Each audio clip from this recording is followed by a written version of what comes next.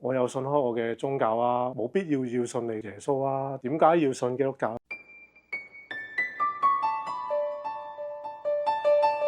知道我媽浸禮，咁我純粹去支持佢，睇下佢發生咩事啦。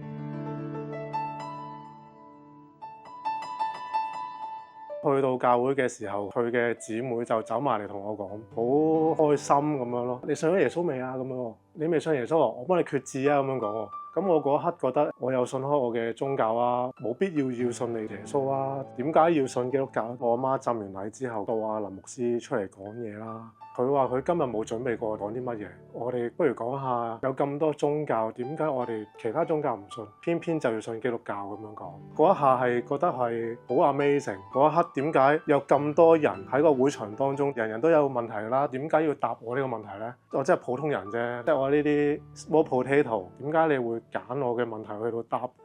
回應我嘅問題咧，咁我嗰刻就覺得好感動，就開始覺得呢個神係好勁咯，知我諗乜嘢，即係好似識得讀心咁樣嗰個感覺咯。係當阿師母講咗一句話，每一個基督徒都係被上帝揀選嘅，咁我就覺得我係咪被揀選呢？嗰一下唱回應詩歌嘅時候，我唔知點解聽到詩歌就會啲眼淚係咁忍唔住咁樣喊，嗰種喊係澎湃嘅喊咯，係忍唔到啊嗰種喊，因為嗰陣時係未信耶穌，係第一次返教會，純粹睇我阿媽，我自己都唔知點解會聽到啲詩歌之後會咁感動，會喊出嚟咯，係解釋唔到啦嗰下，好感動。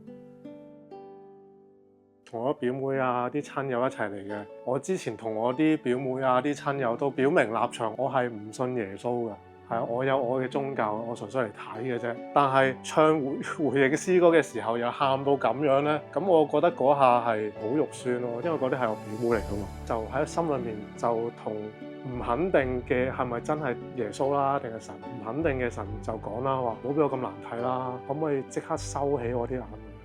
第二秒啲眼淚就冇，嗰種係澎湃嘅喊變到冇喊唔出，突然間收晒啲眼淚嗰下，令到我又係覺得好 amazing 嘅一件事，因為我控制唔到嘅嘢，上帝可以控制到。師母啦就話：今日有冇人立志要信主啊？